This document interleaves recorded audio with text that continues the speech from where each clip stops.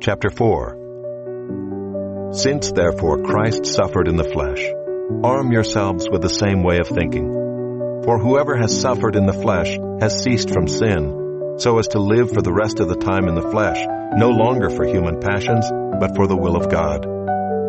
For the time that is past suffices for doing what the Gentiles want to do, living in sensuality, passions, drunkenness, orgies, drinking parties, and lawless idolatry. With respect to this, they are surprised when you do not join them in the same flood of debauchery, and they malign you. But they will give account to him who is ready to judge the living and the dead.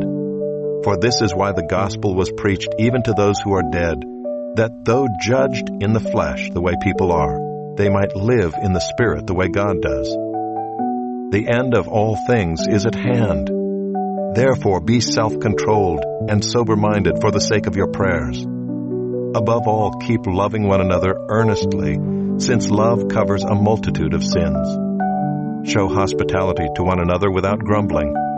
As each has received a gift, use it to serve one another as good stewards of God's varied grace. Whoever speaks, as one who speaks oracles of God. Whoever serves, as one who serves by the strength that God supplies, in order that in everything God may be glorified through Jesus Christ. To him belong glory and dominion forever and ever. Amen. Beloved, do not be surprised at the fiery trial when it comes upon you to test you, as though something strange were happening to you. But rejoice insofar as you share Christ's sufferings, that you may also rejoice and be glad when his glory is revealed. If you are insulted for the name of Christ, you are blessed, because the Spirit of glory and of God rests upon you. But let none of you suffer as a murderer or a thief or an evildoer or as a meddler.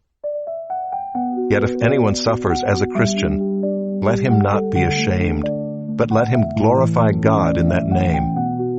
For it is time for judgment to begin at the household of God, and if it begins with us, what will be the outcome for those who do not obey the gospel of God? And if the righteous is scarcely saved, what will become of the ungodly and the sinner? Therefore let those who suffer according to God's will entrust their souls to a faithful Creator while doing good.